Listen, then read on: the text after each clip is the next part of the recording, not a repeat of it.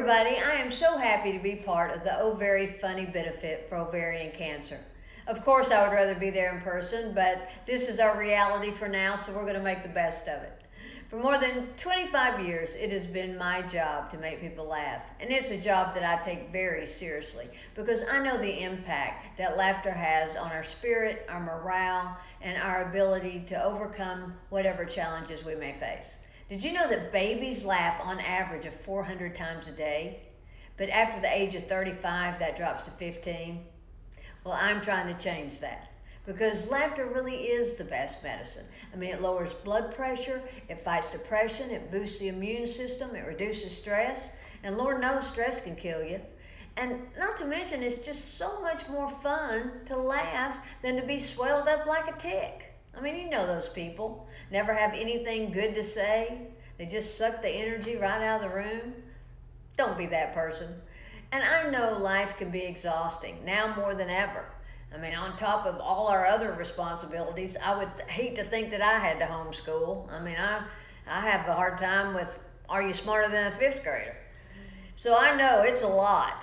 But I do believe that it's our own responsibility to find joy amidst the chaos. And the best way to do that is to make a conscious effort to look for the humor in life. And believe me, it's really not hard to find. All you have to do is pay attention. In fact, it's why I became a comedian. Funny follows me. I was in the grocery store the other day, and this lady in front of me turns around and goes, "How big would you say a 10 by 13 storage unit is?" I said, "Well, now, I'm just guessing, but I'm going to have to go with 10 by 13. And I was down in St. Augustine, Florida. And a friend of mine had gone with me who also has short blonde hair, and we'd gone out to eat. And waitress walked over and said, "Are y'all related?" And I said, "No." And she said, "Are you sisters?" I said, "Where did I lose you?" And then I heard a man sitting at the very next table ask that same waitress if the Alaskan snow crabs were local. She said, "I think so." And I was working in Indiana one time, and it was just across the Kentucky line off Interstate 65, and right there's where the time zone changes. And I'd forgotten to ask where my show was, if they were on Central Time or Eastern Time. Well, I had to run into Walmart anyway, so I just grabbed a woman in the store and said, "Are you on Central Time or Eastern Time?" She said, "I don't work here." So comedy is happening all around us. Even in my own great state of Tennessee, I went to McDonald's and I ordered an egg and cheese biscuit. And the girl taking my order asked me, did I want my egg round or folded? Well, I'd never been asked that before, but I considered my options and I said, "I'll go with round." She said, "We only have folded." And just the other day, I was sitting in the doctor's office waiting room, and a lady strikes up a conversation with me and starts telling me about a trip she's getting ready to make to Washington. So I said, "Washington State or Washington, D.C.? She said, "I don't know." And then she continued to talk about her trip, so I'm thinking she didn't understand the question.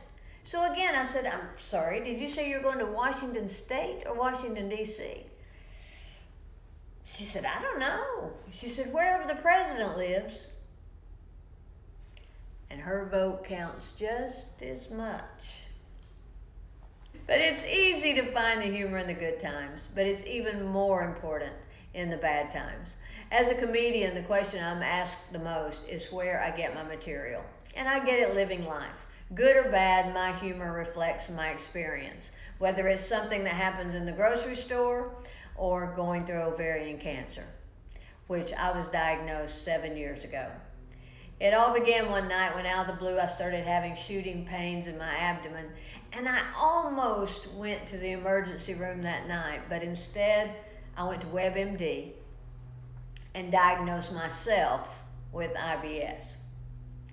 My annual checkup was coming up, so I saw no reason to rush in any sooner. I mean, who hasn't had cramps?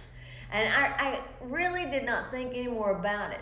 And 6 weeks later, when my appointment rolled around, I didn't expect my routine checkup to be anything other than routine.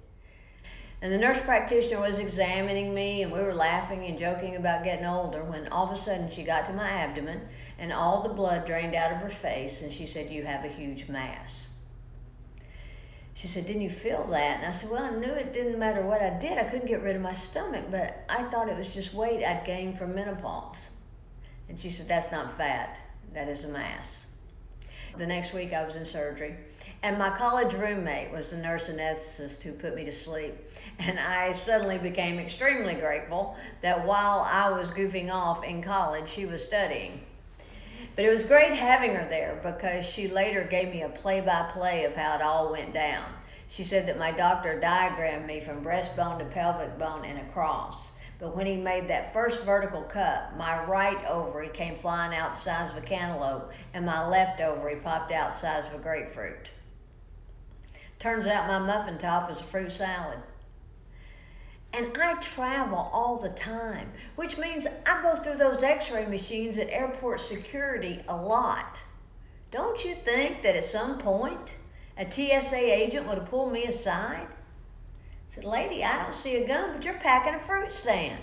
You need to call your doctor." 4 weeks after surgery, I started chemotherapy, and I played college basketball. So I thought that, I was a college athlete. I'll breeze right through that chemotherapy. That was the hardest thing I've ever been through, and I salute anyone who slayed that dragon. In fact, I sent a letter to the head of Homeland Security and said, "Next time you're interrogating a terrorist, forget waterboarding, give him a round of chemo. Check on him in about 3 days. He'll take you to his leader." I did chemo once every 3 weeks, and days 3 through 10 were always the toughest.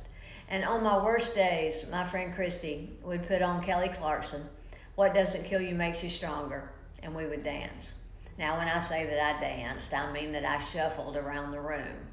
I certainly don't want to give the impression that I twerked my way through chemo, or that I was hooked up to the IV going, "Watch me drip, watch me nay-nay, watch me drip, drip, watch me nay-nay."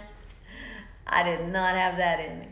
But even getting up and moving just a little always made me feel better. And I learned that even when your body is weak, your spirit can be strong. And it made those rough days just a little more manageable. I also learned that chemo brain is real. About 3 weeks after my last treatment, I was on my way out of town. I pulled up to the drive-thru at SunTrust Bank, and the teller said, "How may I help you?" And I said, "I need to pick up my prescription." And the second it came out of my mouth, I realized where I was. And I said, "And I was wondering if you'd run down to Walgreens and get it for me." I mean, you're the one always bragging about customer service. And now, when I'm driving, if I'm not sure where I'm going, I have to turn the radio down so I can see. And the other day, I'm leaving the mall, I have my packages, go to put my bags in the trunk. I can't get the key to work. I keep hitting the remote, it won't release the trunk. I can't figure out what is wrong with this key. Suddenly the car door opens, a man steps out and goes, "What are you doing?"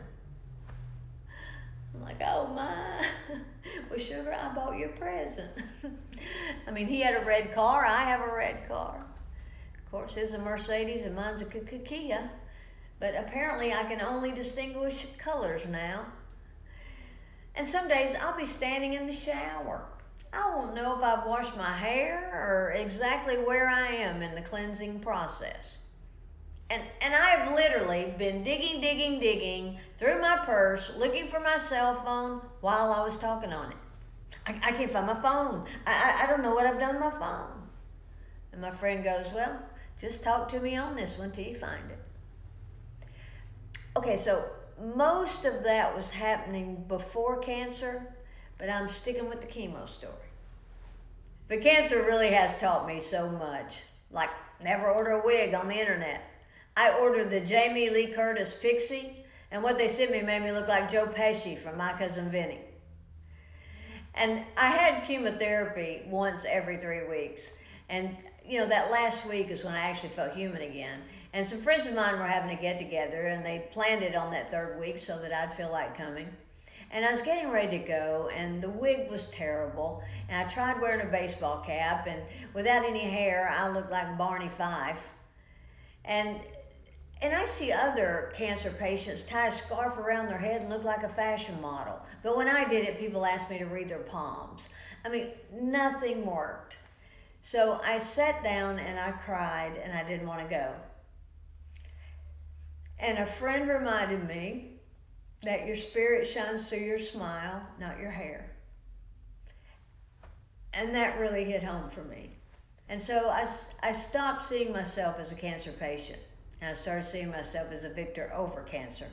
And my bald head was my battle scar, and I wore it loud and proud. Of course, the very last hair to fall off my body was Gladys, my devoted chin hair.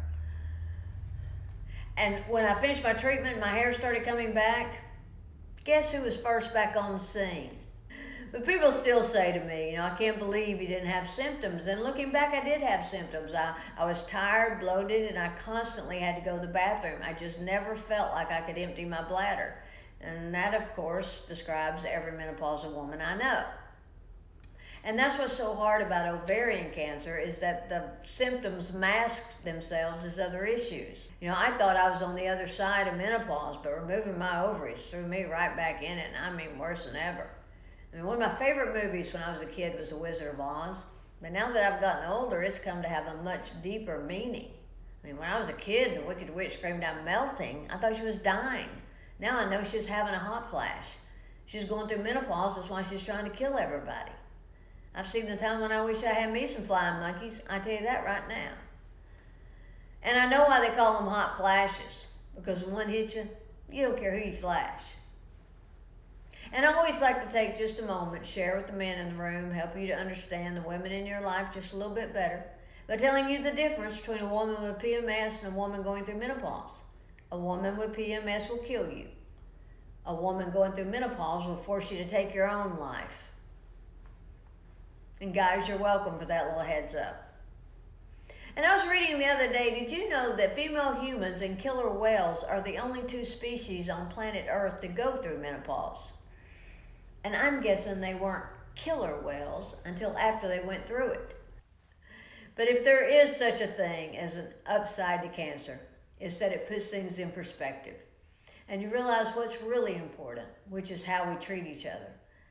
I have a friend who works at a nursing home, and she was telling me a story about 3 ladies who lived there, all well into their 80s. They had known each other their entire lives, but for 40 years they barely spoke because of political and religious differences. But now they sit around the nursing home and they laugh and play games and tell stories and just love each other. They're best friends.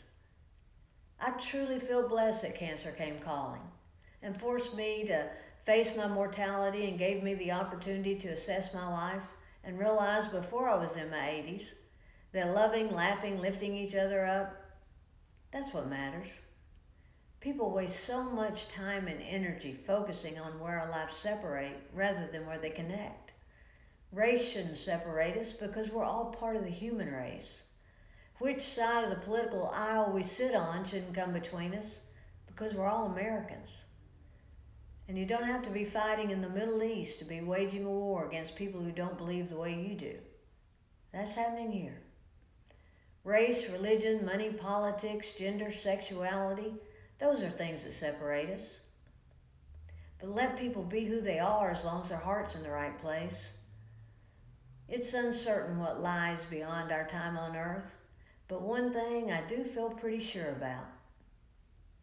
No one will be left out of heaven because they didn't hate enough.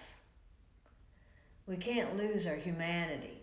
Let's choose to be kind and show compassion and focus on the things that connect us. There's a great lyric in the song Closer to Love that says, we're all one phone call from our knees. Nobody knows that more than we do. Life can change in an instant. It's much too short not to celebrate it and to surround ourselves with love and laughter. I want to leave you by saying that if you are facing this disease now or do in the future, please remember that your spirit shines through your smile, not your hair.